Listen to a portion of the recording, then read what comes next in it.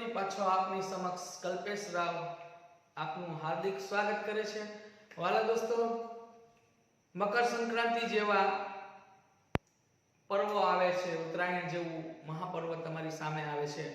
ખાસ ધ્યાન રાખો, કાળજીથી પતંગ ચગાવો, લૂંટણિયામાં ભાઈ ક્યાંય પડી બળી જતા નહીં, અખડા ભટકાતા નહીં, અને ખાસ પક્ષીઓનું ધ્યાન આપો જેથી કરીને પક્ષીઓ છે એને પતંગના દોરાની તકલીફ પડે નહીં।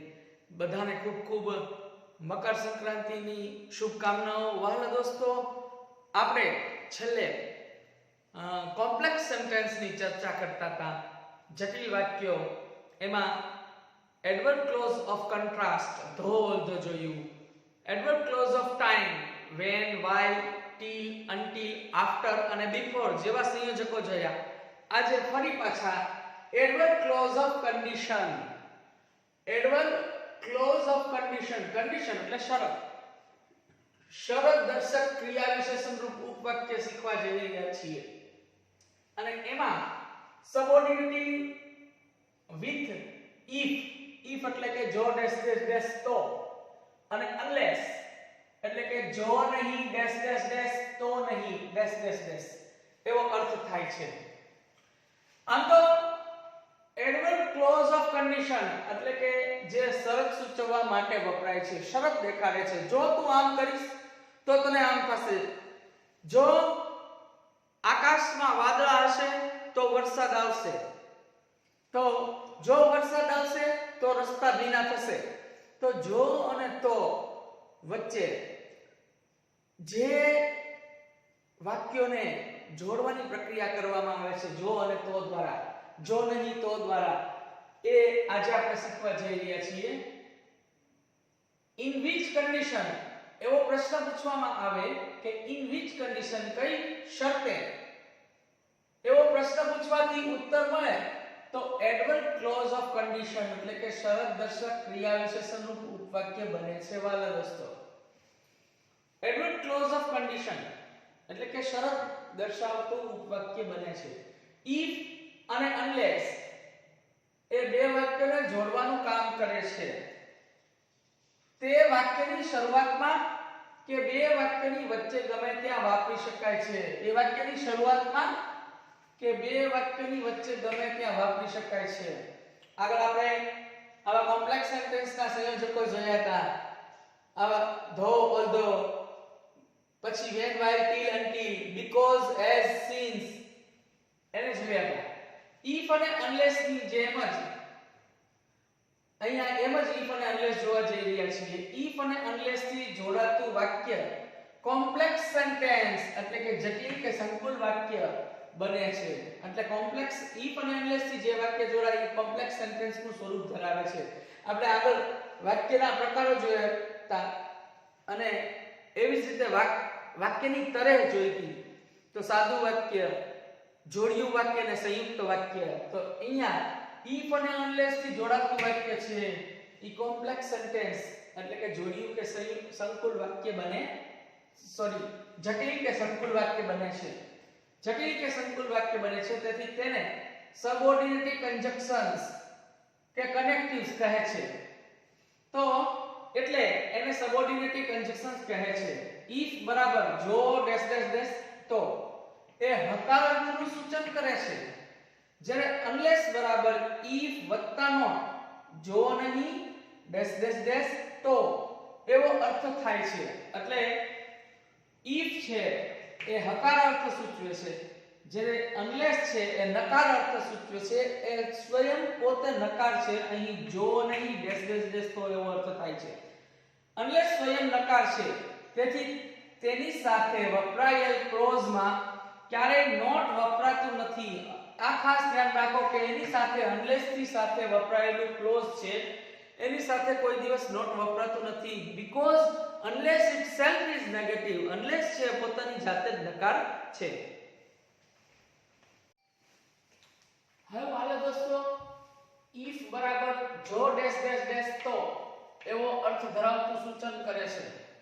આપણે એક વાક્યને સમજીએ કે if he works hard he will pass। જો તે સખત મહેનત કરશે તો તે પાસ થશે. આ જ વાક્ય છે. એને વચ્ચે if લાવવું હોય તો આ રીતે લાવી શકાય.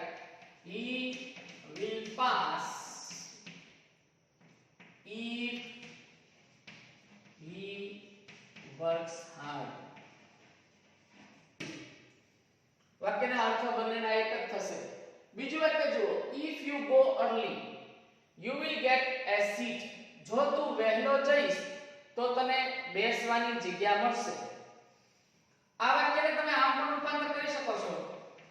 You will get a seat if you go early.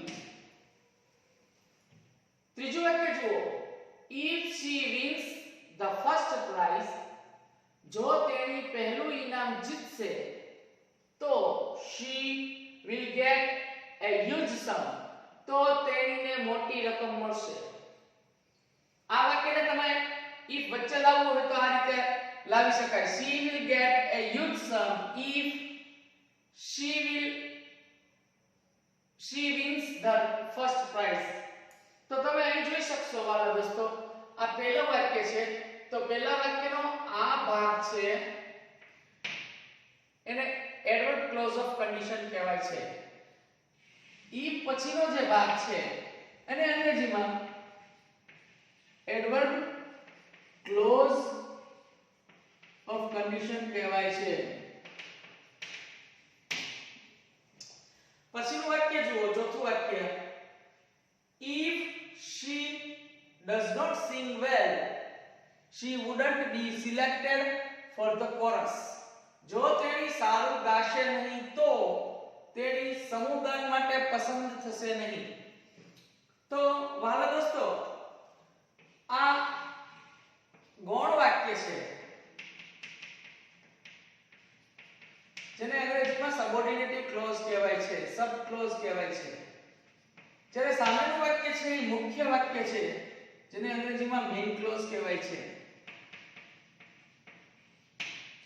હવે સમજવા જેવી વાત એ છે દોસ્તો કે ગૌણ વાક્યમાં હંમેશા સાદો વર્તમાન કાળ આવે છે, જ્યારે મુખ્ય વાક્યમાં સાદો વર્તમાન કાળ હોઈ શકે, સાદો ભવિષ્યકાળ હોઈ શકે કે મોડેલ ઓક્સિલરીઝ. જો અહીંયા મોડેલ ઓક્સિલરીઝ છે, અહીંયા મોડેલ, અહીં શેલ વિલ એટલે સાદો ભવિષ્યકાળ છે, તો કાં તો સાદો વર્તમાન કાળ હોઈ શકે, સાદો ભવિષ્યકાળ હોઈ શકે કે મોડેલ ઓક્સિલરીઝ હોઈ શકે.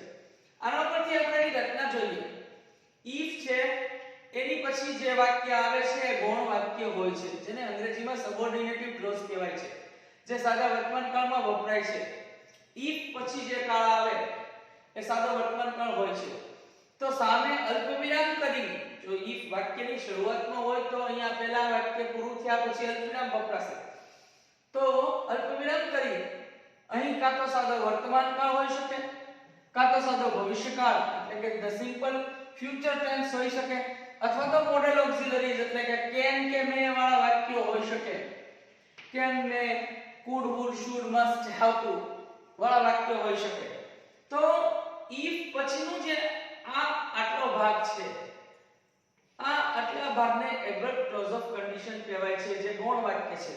જ્યારે સામેનું વાક્ય મુખ્ય વાક્ય છે જેને અંગ્રેજીમાં મેઇન ક્લોઝ કહેવાય છે. જો if વાક્યની વચ્ચે આવે, તો if પછીનું જે વાક્ય છે એ હંમેશા સાદા વર્તમાન કાળનું ગૌણ વાક્ય હોય છે. એટલે આટલો ભાગ છે એ એડવર્બ ક્લોઝ ઓફ કન્ડિશન છે.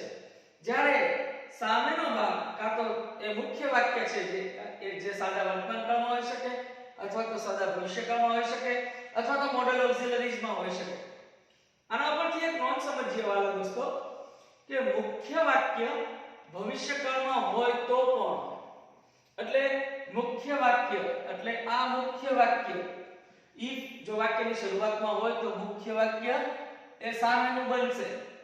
તો મુખ્ય વાક્ય જો સાદા ભવિષ્યકાળમાં હોય તો પણ if વાળું કે unless વાળું ઉપવાક્ય ભવિષ્યકાળનો અર્થ બતાવવા માટે પણ સામાન્ય રીતે વર્તમાન કાળમાં જ લખાય છે. આ વાક્યને વર્તમાન કાળમાં જ લખાય છે. અહીં વાક્ય નંબર 1 જુઓ. અહીંયા પહેલું વાક્ય જુઓ. If he works hard, he will pass. If he works hard, he will pass. જો તે સખત મહેનત કરશે તો તે પાસ થશે. તો આ વાક્ય ગૌણ છે. if વાળું વાક્ય ગૌણ છે, જ્યારે આ વાક્ય મુખ્ય છે he will pass. તો he will pass અહીંયા તમે જોઈ શકો છો કે આ ભવિષ્યકાળ છે. તો અહીંયા ભવિષ્યકાળ છે, તો અહીંયા ભવિષ્યકાળ મુકાતું નથી, ઈ ખાસ ધ્યાન રાખો. અહીંયા સૂચન ભલે ભવિષ્યકાળનું થાય, અહીં ભવિષ્યકાળ છે તો અહીંયા ભવિષ્યકાળનું સૂચન હોવું જોઈએ, પણ સૂચન ભલે ભવિષ્યકાળનું થાય પણ તે હંમેશા સાદા વર્તમાનકાળમાં જ લખાય છે. એટલે if he works hard he will pass. અહીં if he will work hard એમ લખાતું નથી, એ ખાસ ધ્યાન રાખજો. આમ લખાતું કે આમ બોલાતું નથી, એમ કહેવું ખોટું ગણાય છે, એ ખાસ ધ્યાન રાખજો. એટલે આ વાક્યમાં અહીંયા ભવિષ્યકાળ છે એટલે અહીંયા ભવિષ્યકાળ આવે એ વાત સાવ ખોટી છે, એ શક્ય નથી. ભલે આ ભવિષ્યકાળ છે પણ વર્તમાન કાળ દ્વારા તમે સાદા વર્તમાન કાળના જુદા જુદા ઉપયોગો જોયા. એમાં એક ઉપયોગ મેં તમને શીખવાડ્યો તો યાદ કરો કે વર્તમાન કાળ એટલે કે the simple present tense sometimes indicate future tense. ક્યારેક ભવિષ્યની સૂચનાને નિદર્શન કરવા માટે વપરાય છે. એટલે અહીંયા ભવિષ્યકાળના સંદર્ભમાં પણ સાદો વર્તમાન કાળ જ વપરાય છે, એ ખાસ ધ્યાન રાખો. Is it clear? હવે વાલા દોસ્તો if જોયા પછી નંબર બીજો unless. unless એટલે જો નહીં ડેશ ડેશ ડેશ તો ડેશ ડેશ ડેશ. unless ને આમ જોઈએ તો unless બરાબર if વત્તા not, if not. જો નહીં તો એવો અર્થ થાય છે. unless પણ if ની જેમ જ મુખ્ય વાક્યની આગળ કે પાછળ જોડાઈ શકે છે. unless સ્વયં નકારાર્થ છે, itself is negative.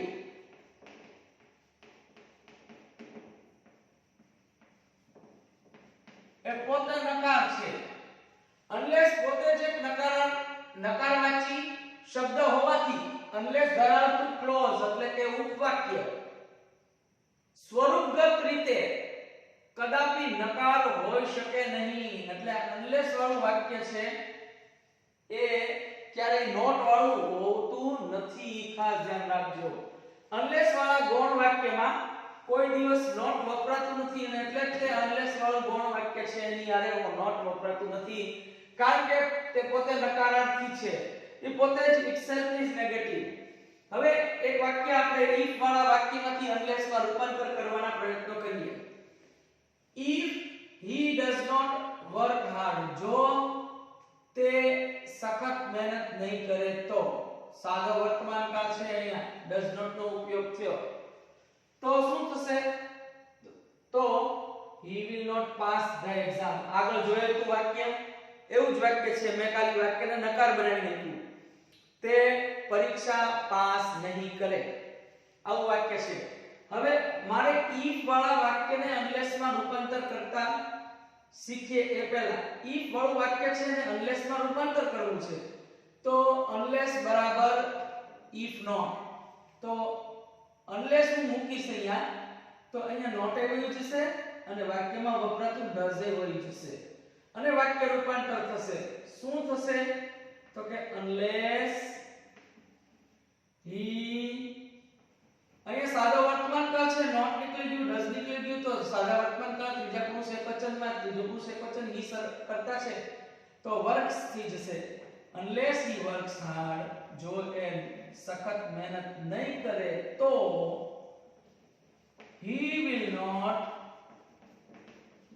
pass the exam, તો તે પરીક્ષા પાસ નહીં થાય.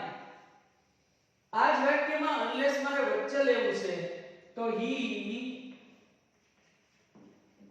will not pass the exam if he works hard. Sorry, unless unless વાળું વાક્ય છે એટલે અનલેસ મૂકવાનું છે આપણે. Unless he works hard. જો એ સખત મહેનત નહીં કરે તો એ પરીક્ષા પાસ નહીં કરી શકે. આ રીતે if વાળા વાક્યને unless માં રૂપાંતર કરતા જોઈએ. બીજું વાક્ય જુઓ. if you do not go there in time. જો તમે ત્યાં સમયસર નહીં જાઓ તો શું થશે? you will miss the opportunity. opportunity એટલે તક. તો તમે તક ગુમાવશો. આવું વાક્ય છે. આ વાક્ય છે એમાં પણ નોટ વપરાણું છે. મારે એને રૂપાંતર કરવું છે અનલેસ માં. શું કરીશું? વાક્યમાંથી નોટ કાઢી નાખીશ. નોટ નીકળશે એટલે ડુ પણ નીકળી જશે. વાક્યનું રૂપાંતર કરીશ unless you go there એટલે જો તમે ત્યાં નહીં જાઓ in time સમયસર ત્યાં નહીં જાઓ તો you will miss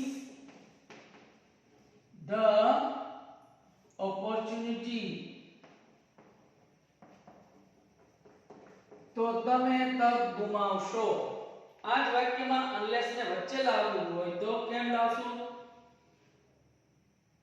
you will miss the opportunity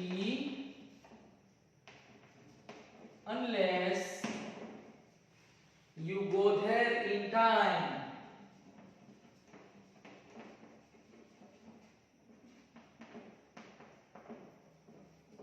એટલે જો તમે ત્યાં સમયસર નહીં જાઓ તો તમે તક ગુમાવશો. તો વહાલા દોસ્તો આ રીતે unless ની રચના બને. તો unless ની રચના કેવી રીતે બનવી જોઈએ? તો અહીં પહેલા unless મૂકવાનું. if ની જેમ જ unless માં પછી તરત જ સાદો વર્તમાનકાળ આવે. અલ્પવિરામ મૂકી. જો unless વાક્યની શરૂઆતમાં હોય તો અલ્પવિરામ મૂકી અને બીજું વાક્ય જે આવે એ કાં તો સાદો વર્તમાનકાળ હોય, કાં તો સાદો ભવિષ્યકાળ હોય, અથવા તો મોડેલ ઓક્સિલરીઝ એટલે can, may, should, would, could, must, have to એવા ક્રિયાપદો. અહીંયા તમે જોઈ શકો છો કે unless વાળું જે વાક્ય છે, unless પછીનું જે વાક્ય છે એ ગૌણ વાક્ય છે જેને આપણે અંગ્રેજીમાં સબઓર્ડિનેટિવ ક્લોઝ કહીએ છીએ. જ્યારે unless ની સામેનું જે વાક્ય છે એ મેઇન ક્લોઝ છે, એ મુખ્ય વાક્ય છે. જો unless છે એ વાક્યની વચ્ચે આવે તો unless જો વાક્યની વચ્ચે આવે તો unless પછી સાદો વર્તમાનકાળ વપરાય છે. જે વાક્ય છે એ ગૌણ છે જેને આપણે સબઓર્ડિનેટિવ ક્લોઝ કહીએ છીએ. જ્યારે એની સામે એટલે કે વચ્ચે આવ્યું તો વચ્ચે પછીનું તરત ને તરત ગૌણ વાક્ય આવ્યું જેને સબઓર્ડિનેટિવ ક્લોઝ કીધું, જેને અંગ્રેજીમાં એડવર્બ ક્લોઝ ઓફ કન્ડિશન કહેવાય. જ્યારે અહીં આગળના ભાગમાં કાં તો સાદો વર્તમાનકાળ હોઈ શકે એટલે કે the simple present tense, કાં તો સાદો ભવિષ્યકાળ હોઈ શકે એટલે કે the simple future tense અને અથવા તો મોડેલ ઓક્સિલરી હોઈ શકે.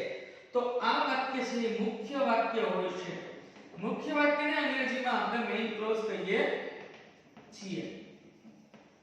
તો મારા દોસ્તો આજે આપણે if અને unless ની ચર્ચા કરી. આવતા ક્રમમાં આપણે if unless છે એને એકબીજામાં કન્વર્ટ કરતા શીખશું.